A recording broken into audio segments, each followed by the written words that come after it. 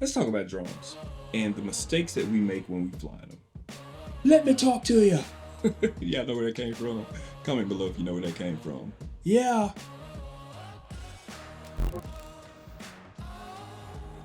If you are new and you're the new Steven Spielberg of the drone community, then I bet you're probably making one of these mistakes, because we all make them. And we're going to point out these 5 mistakes that most drone pilots make in their films. And not only are we just going to be like, shame, shame, shame, shame, shame on you, drone pilot in YouTube land, we're going to tell you how to fix it, because I don't just want to shame you, I want to help you. Yeah. You know where it came from? Let's get started. But before we do, you thought I was going to ask you to subscribe, didn't you? I'm not going to ask you to subscribe. I'm really going to ask you, should I go hat or no hat? Man, I don't know. I don't know. So we're going to make it this far with the hat, and peace out, hat. We had a good run. The drone is probably the best invention that God ever created. Like, he made electricity, he made sliced bread, he made the wheel, and he made the drone. And this is top 3, and it's not number 3. I love it, and you love it too. What you're probably doing is what most of us do when we first get our drones, and we get rid of the clenching feeling, if you know what I mean. The first thing that we do in our films is, you guessed it, we fly it way too high. We can go 400 legal feet, and let's be honest, y'all, 400 legal feet, and we're gonna hit all 400 of that feet. Only problem, because the view is amazing. Because how many times can you go 400 feet in the air? I've never been 400 feet in the air, but you know what has? This bad boy right here. So we want to show the whole world that, look at this view of our amazing city, of this amazing cityscape or mountain or whatever it is. 400 legal feet, remember. So we want to show the world that. Only problem is that most of the time, 99% of the time, we're flying way too high. That's number 1. Remember, this is a flying camera, so the rules of photography still apply. The rules of cinematography, it still applies. So when you go 400 feet and you see everything all the time, it doesn't look like the best Christopher Nolan. Is that him? It doesn't look like the best Christopher Nolan footage ever. It looks like security footage. Tell me something. Does this look good? It looks interesting, but it doesn't look good. So that's number 1. We're probably all guilty of this at some point. We're high flyers. We fly way too much. Here's the solution. Fill the frame with your subject. Tell me which one looks better. This right here, the surveillance footage, or this? You clearly see what I'm aiming at. You clearly see the background. You know what you're supposed to be looking at. Instead of flying 400 feet all the time, and sometimes, hey, fly 400 feet.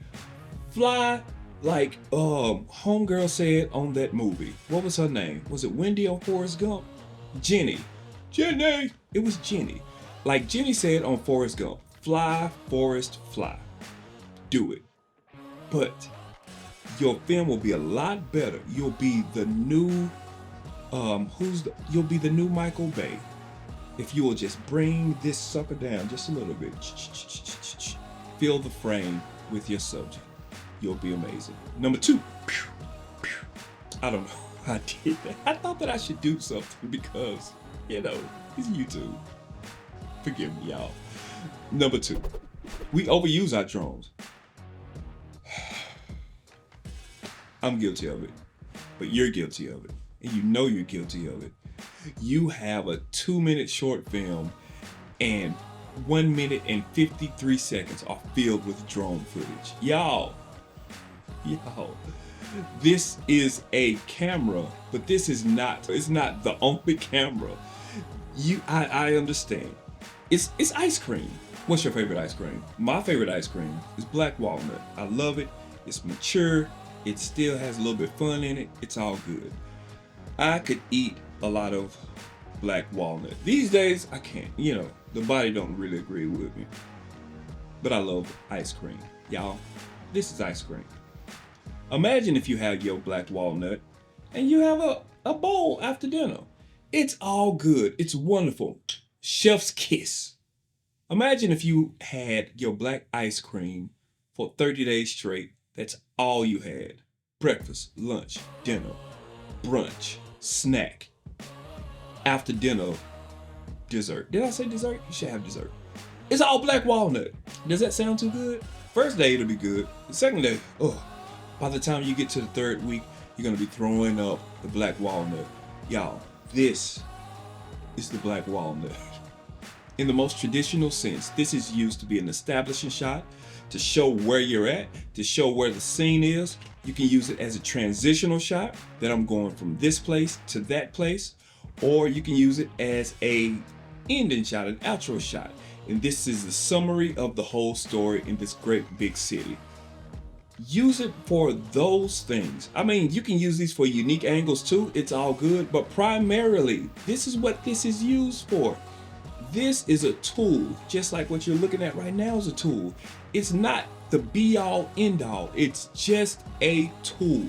So pull back on the black walnut a little bit and have some steak every once in a while. That steak is that ground camera. That steak is that tripod camera. That steak is that non-gimbaled camera. You know what I mean?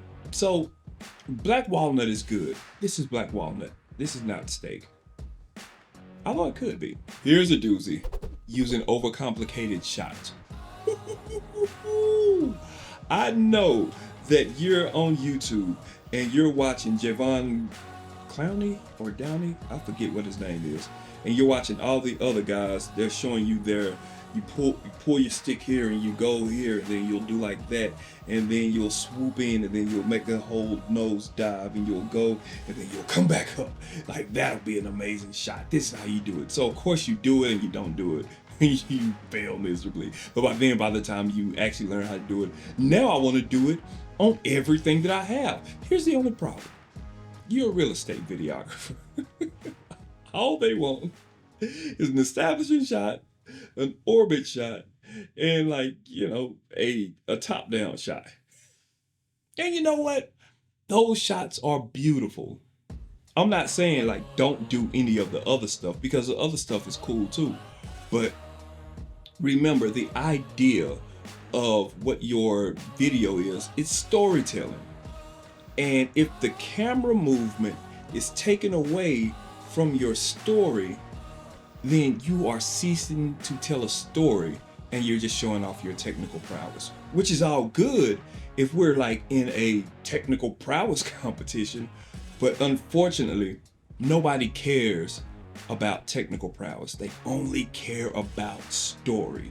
So sometimes you have to dial the shot back to actually tell the story more clearly.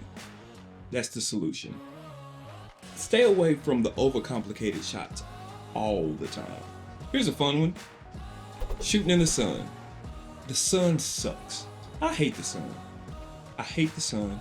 It's a big orangish yellow, big blob of harsh key light that's way too high and shines way too bright and causes way too many shadows, and clients always think it's my fault. Now, if you're a professional, you need to learn how to shoot in the sun, because you need to.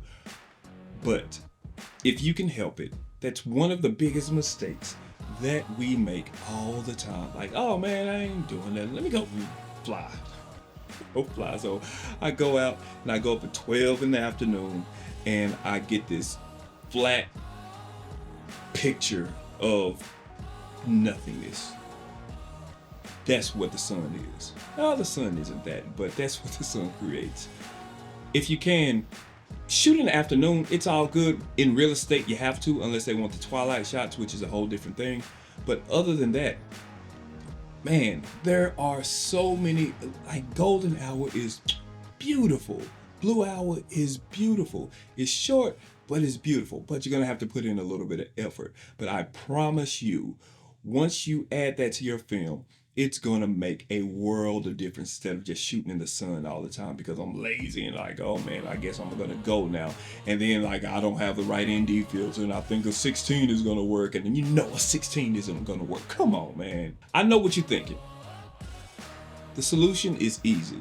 Shooting golden hour, shooting blue hour. That's right. That's 100% right. But I'm gonna add a little twist to it. Shoot in golden hour and blue hour all the time. All the time. Even when you don't need it. Say you're like me and you live in a city. You live in a place where people go and they walk the streets and they work and they hop in Ubers and protest every 4 years. Instead of when you need the shot and you go out and you try to scramble and you hope that it's a good day and all of that good stuff, which is fine. How about you shoot golden hour and blue hour all the time, even when you don't need it? And you get so much footage that when you do need that shot, you don't have to go out and get that shot because you already have that shot chilling on your hard drive. And it's the most beautiful things that ever happens. I can honestly tell you that some of the most beautiful, breathtaking sunsets that I've ever seen was when I didn't need them. I grabbed them and yeah, I'm just waiting to hit somebody over the head. This beautiful golden hour shot. Don't shoot in the afternoon. If you shoot in the afternoon, it's all good. You can, no problem. But if you have some golden hour footage in your back pocket ready to bust them in the head, you're gonna be ahead of the game. Last one. And I knew that I was gonna get you experienced pilots with this one. Like some of the other ones, you're like, yeah, maybe, all of that good stuff. No. This is the one that's gonna get you. But before I do, why don't you go ahead and hit that subscribe button. And if you don't like me asking for you to hit the subscribe button, leave me a comment. Let me know. It's the last one. Here we go. And I'm ready for it. Because I'm guilty of it too. In cinematography, there's your... Can I put this down? Say bye. Bye-bye, guys. Had fun talking to you. See you in the sky. Shh. Don't act like y'all didn't enjoy that. In cinematography, if you're shooting a shot, hopefully you're not hitting recording, and then once you're done, hit the shot. You have a little bit of pre-roll and a little post-roll. Maybe 5 seconds before the action starts, 5 seconds after the action starts, maybe 10, maybe 20, I don't know. But there's some time in between there. If you're an editor, you should be cutting those bookmarks off. If you're not doing that, hey, why don't you go ahead and cut those bookmarks off? We don't care. How about this? So within that little sliver of usable footage, there's this optimal action time. So if you have, let's say 5 seconds of usable footage, I'd be willing to bet if you get that 5 footage down to 3 seconds, then that gets right to the action and jumps to the next cut right when it's done, instead of those little delays that's kind of leading up to it. We do that all the time. I do it, you do it, everybody do it, because we think that because we are so in love with our shots, we want the whole thing to breathe. Your shot should breathe. Sometimes. As filmmakers, we gotta kill our darlings. What that means is that those shots that are so beautiful and so gorgeous that we're absolutely in love with, sometimes we're in love with it, but it doesn't do anything for the story, or it's hanging too long, or it's not right at that optimal point of where it has the most impact. So as a result, as much as we hate it, because I want the world to see how amazing I am, unfortunately, sometimes we gotta kill our darlings to make it as concise as we can, to punch you in the face and move on to the next thing.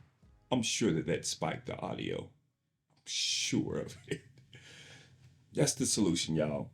Unfortunately, sometimes we gotta kill our darlings. So before we go, I got a bonus tip. And this is, honestly, for the beginning pilot, this is probably the best tip that you're gonna get. So I'm super proud of it. This is a GPS drone. And I'm sure you either want this or you already have this and you think this, or you're thinking about getting it. If you're thinking about getting it, you are probably dancing around with the idea of, oh man, I would love an FPV drone. So you're thinking about the Avata. So maybe this is a whole different conversation, a whole nother different video, but here's my bonus tip.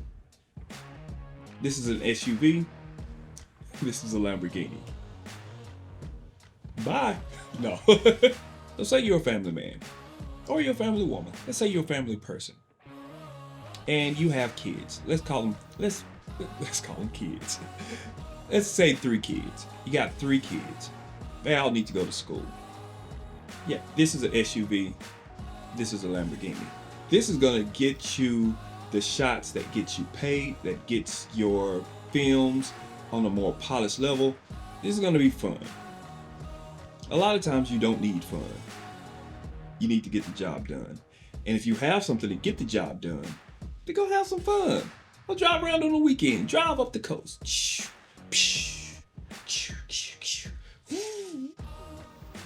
All of that good stuff. Monday through Friday, school time, in the parent pickup zone. That's all you need to do. That's the answer to your question. If you already have one of these, go for it. If you don't have this, no. I promise you, you'll regret it. Get one of these first. Well, that's my time, ladies and gentlemen. But before you go, hit the like button, hit the comment button, hit the subscribe button. You probably won't, but you know, I just thought I'd throw it in there. Hey, I have a podcast, Lunch with the Cool Kids, where I'm not the cool kids you are. Wherever you listen to podcasts, go listen to that podcast. Thank you so much. Until next time, you go change the world. Don't let the world change you. I'm an SUV. Well, I'm a Lamborghini. We're both on the road. Thousands of dollars. I'm a child.